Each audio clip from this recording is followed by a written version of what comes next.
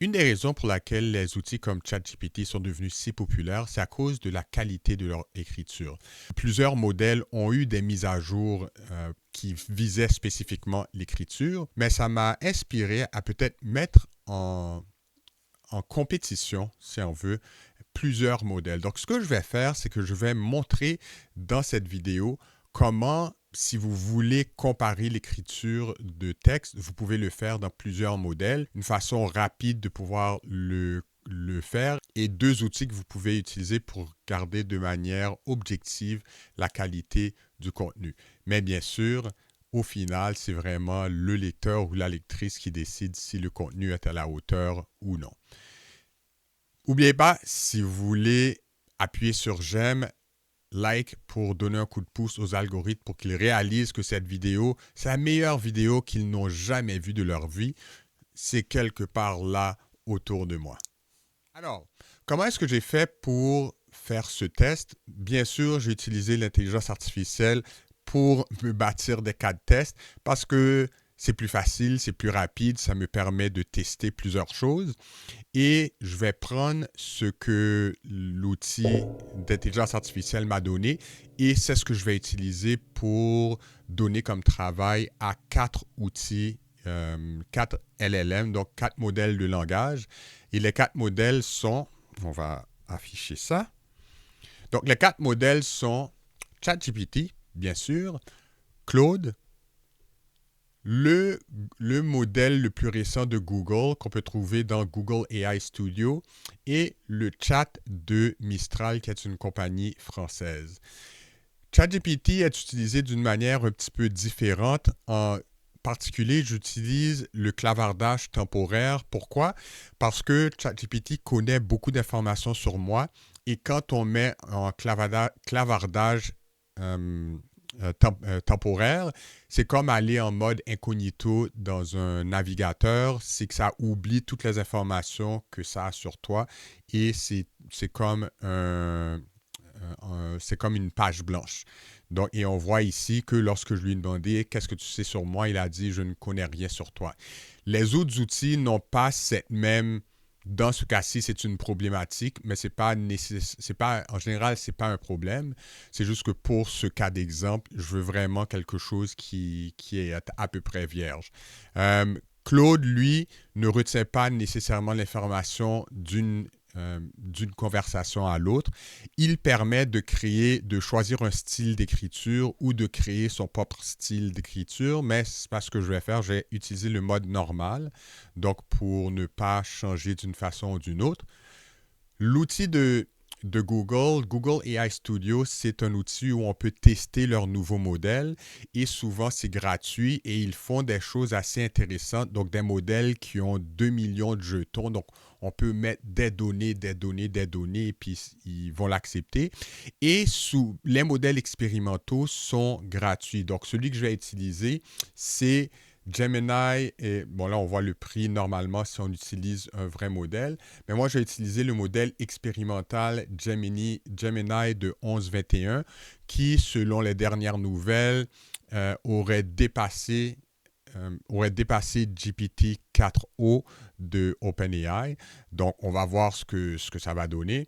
Et l'autre, c'est Mistral. Mistral, c'est un outil que j'essaie de temps en temps, pas si souvent que ça parce que je trouve qu'il est un petit peu en arrière des autres. Mais comme ils ont fait une mise à jour récemment, on va l'utiliser aussi. Pour regarder objectivement la qualité de l'écriture, j'utilise deux outils. Donc, le premier, bien sûr, c'est Antidote, mais ce n'est pas pour faire la correction, c'est vraiment pour regarder le niveau d'écriture, combien ça prend d'années d'études pour comprendre ce qui est écrit et aussi pour regarder quelques statistiques. Et un autre que j'utilise, c'est Pro Writing Aid et je trouve que Pro Writing Aid est intéressant pour voir la distribution des phrases à travers le contenu. Parce qu'une des choses que les outils faisaient auparavant, c'est que toutes les phrases étaient très longues et elles étaient toutes à peu près de la même longueur. Donc, il y avait peu de variations. Alors qu'une bonne écriture, ça demande des phrases qui sont courtes, des phrases qui sont longues. Il faut qu'il y ait beaucoup de variations. Donc, on va voir visuellement ce que ça donne. Quel outil j'ai utilisé pour mettre en place les tests? Ben, vous l'avez sûrement vu quand j'ai fait la première capture d'écran. J'ai utilisé Perplexity et je ne voulais pas prendre le temps de vous montrer la requête au complet et que ça génère l'information. Mais dans le fond, ce que je lui ai dit, c'est que je veux tester la qualité d'écriture de plusieurs outils en fiction, humour, articles de blog, poésie, écriture de discours, des contes pour enfants et des paraboles d'affaires. Et je lui ai demandé pour chacun de ces types d'écriture, de m'écrire 5 requêtes que je vais utiliser telles quelles et que je vais mettre telles quelles dans chacun des modèles et on va voir ce que ça va donner comme résultat. Là, j'en ai demandé 5 pour que je puisse en choisir un parmi chaque type d'écriture. Et ceux qui me connaissent bien vont tout de suite savoir que je vais choisir quelque chose du côté humour. Mais ce que je ferai, c'est que en dehors de cette vidéo, j'enroulerai un pour chacun des types d'écriture et je rendrai ça disponible. Donc, vous aurez une version de... Vous pourrez comparer, regarder tous les types d'écriture de chacun des modèles et voir est-ce qu'il y en a un qui est peut-être mieux adapté au type d'écriture que vous voulez faire que d'autres. Alors, si on va du côté humour, on voit ici les requêtes que ça a fait. Écrit une nouvelle de 500 mots. Celui que j'ai choisi, c'est le premier. Donc, écrit un monologue humoristique de 300 mots sur les défis de conduire à Montréal pendant l'hiver. Inclut des blagues sur les nids de poules, le déneigement et les conducteurs impatients. Utilise l'exagération, des comparaisons loufoques et au moins 3 jeux de mots en français québécois. Bon, c'est correct. C'est un petit peu, c'est un petit peu stéréotypé comme requête, mais de toute façon, c'est pas grave. Le but, c'est vraiment de montrer ce que les outils sont capables de faire. Donc, je vais copier cette requête et je vais la coller dans chacun des modèles. On va commencer par ChatGPT. Donc, qu'est-ce que ça donne? Je vais juste regarder le premier paragraphe de chacun d'eux. Titre, monologue humoristique, les joies de conduire à Montréal en hiver. Ah, conduire à Montréal en hiver, c'est pas de la petite bière. C'est une expérience, un rite de passage. Si tu arrives à survivre à ça, tu peux tout faire. Gravir l'Everest, une blague. Survivre à un hiver au volant sur le boulevard des Caries, là, on parle de vrai courage. Bon, hey, c'est pas archi mauvais. J'ai déjà vu de l'humour de ChatGPT qui était vraiment, mais vraiment nul, mais ça m'a fait sourire et j'ai pas lu le reste encore. Donc, celui de Claude, quand on demande à Claude d'écrire par défaut, il va le mettre dans un canevas. Donc, il met tout le document ici à côté au lieu de mettre dans la conversation. Qu'est-ce que ça dit? Ah, conduire à Montréal en hiver. Ça ressemble un peu à ChatGPT. Ah, conduire à Montréal en hiver. C'est pas de la petite bière. On voit que quand on parle que ça manque de créativité, ben ça c'est un exemple. Si on ne lui dit pas exactement quoi faire, mais d'un modèle à l'autre, ça peut se répéter. Ah, conduire à Montréal en hiver. C'est comme participer à un jeu vidéo en mode difficile, mais avec ta vraie voiture puis ton vrai portefeuille. C'est le genre de jeu où tu dois éviter les obstacles, sauf que les obstacles, c'est des nids de poules assez profonds pour cacher le petit pousset puis toute sa gang. Intéressant, surtout que dans le style d'écriture, Claude a adopté le mode québécois, probablement parce que j'ai dit dans ma requête, dans la requête, ça disait de parler de Montréal. Donc, c'est intéressant de voir qu'il a tout de suite pris l'écriture québécoise. Mais c'est vrai aussi que dans la requête, ça demandait de faire des jeux de mots avec le français québécois. Donc, ça, c'est le premier paragraphe de Claude. Et voici Gemini. Seul sur scène. Donc, ça, c'est quelqu'un... Ah, donc, il donne même la description de la personne qui est sur scène. Seul sur scène, emmitouflé dans une tuque et une écharpe, imitant le volant d'une voiture. OK? Ah, Montréal en hiver. Ils aiment commencer avec cette phrase.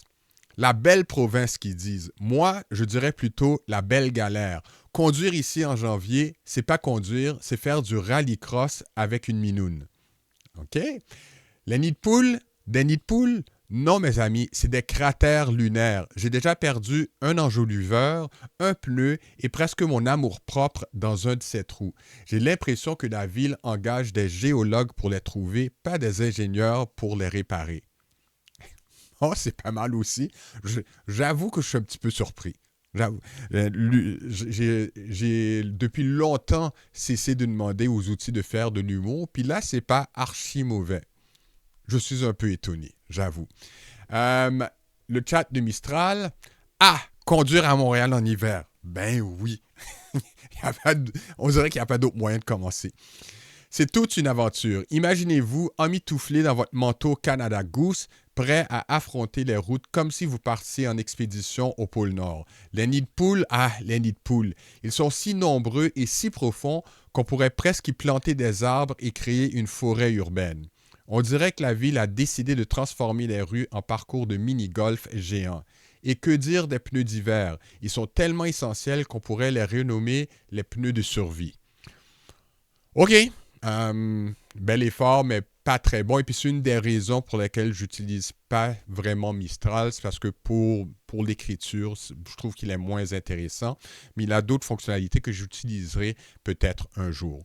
Donc, ça, c'est le premier paragraphe. Et on va regarder, voir ce que Antidote pense de l'écriture. Donc, je vais prendre le contenu ici. Je vais le copier. Je colle ici. Et je vais lui demander la lisibilité. Parce que la lisibilité, c'est l'élément probablement le plus important. C'est que si c'est trop compliqué à lire, les gens ne vont pas s'y attarder, ils ne vont pas aimer ça. Et ici, ça donne des numéros, donc 57.8, 77.5, Flesch Kincaid. Alors, les deux que je regarde en général, c'est celui d'Antidote et le Flesch Kincaid. Le Flesch Kincaid, c'est une mesure en anglais qui indique ça prend combien d'années de scolarité pour comprendre un texte. Et plus le niveau de scolarité est bas, mieux c'est. Et de la même façon, à l'inverse, dans le cas d'Antidote, plus la note est élevée, mieux c'est. Donc, quand on est capable de dépasser le 60-65, ça devient déjà un petit peu plus facile à lire. Le Flesch Kincaid, dans ce cas-ci, dit 4.9, donc ça prend à peu près 5 années d'éducation. Donc, quelqu'un qui a juste 5 années de primaire d'études devrait être capable de comprendre ce texte, ce qui est excellent. C'est d'ailleurs, je pense, une des premières fois que je vois un score aussi bas pour un texte quand je fais la mesure. C'est possible que je l'ai déjà vu et que je n'ai même jamais remarqué cette mesure. Au niveau de Pro Writing Aid, je vais coller la même information. Et je vais lui demander de me montrer la longueur. Et ce qu'on veut, c'est ici le dessin. On veut des lignes qui bougent beaucoup. Et là, c'est intéressant. On voit que ça monte, ça descend, ça monte, ça descend. Il y a quelques lignes un petit peu plus longues, mais il y a beaucoup de variabilité, ce qui est très bon pour l'écriture parce que ça empêche les gens de perdre l'intérêt parce que tout se ressemble. Donc, très bon score. Ça, c'est celui de ChatGPT. Franchement, c'est un score qui est pas mal intéressant. On va regarder maintenant du côté de Claude. Claude, c'est celui que j'utilise en général. Et une des raisons pour laquelle je fais ce test aussi parce que je veux voir si je continue à garder mon abonnement à Claude ou non. Donc, on va mettre l'information pour celui de Claude dans Antidote. Et Antidote, lui, pour la lisibilité, dit 6.6. Donc, il faut avoir eu une 6e année, presque une 7e année pour être capable de le comprendre.